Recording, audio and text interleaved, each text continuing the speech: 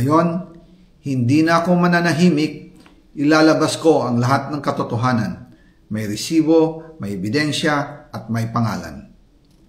Nagsimula ito nung tumawag si Sekmina Pangandaman sa akin nung nag-umpisa ang BICAM process last year, 2024. Ang sabi niya, katatapos lang ng meeting nila ni Pangulo at may instructions na mag-insert or magpasok ng 100 billion worth of projects sa BICAM.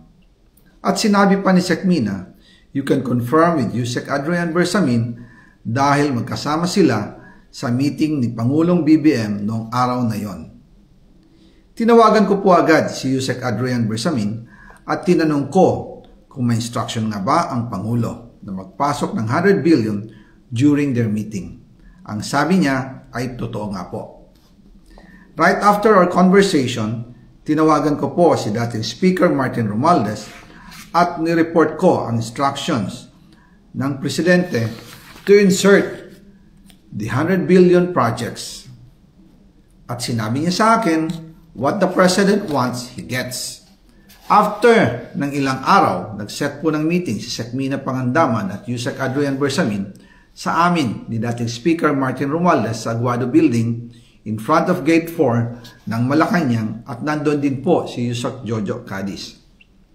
During the meeting, binigay po ni Yusek Adrian Bersamin ang listahan na worth 100 billion. Tinanong ko po si Yusek Adrian kung saan galing ang listahan. Ang sagot niya, galing kay PBBM mismo at binigay niya ito mula sa brown leather bag. Nung sinabi po ni Yusek Adrian Bersamin yung brown leather bag, naalala ko noong nasa Singapore kami right after the elections of May 2022 sa Hilton Hotel, kami ni dating Speaker Martin and PBBM habang pauwi at pabalik ng Pilipinas, hinabol ng PSG ang brown leather bag at ang sabi ni PBBM, maiwan na lahat, wag lang ang brown leather bag. Kaya naniwala ako na utos talaga ito ng Pangulo.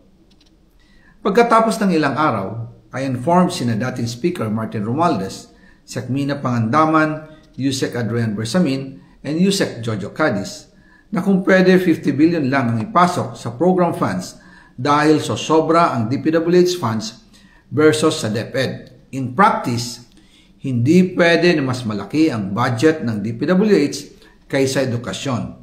And yung balance na 50 billion, ilagay na lang sa unprogram funds for the 2025 budget. Dahil Office of the President din ang nagre-release ng lahat ng unprogram funds.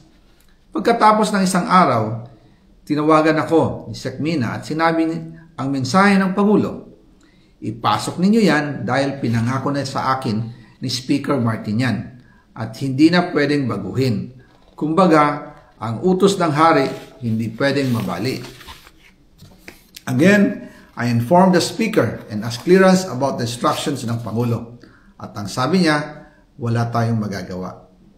Kaya po nagtataka ako kung bakit sinasabi ni Pangulo na hindi niya makilala ang budget.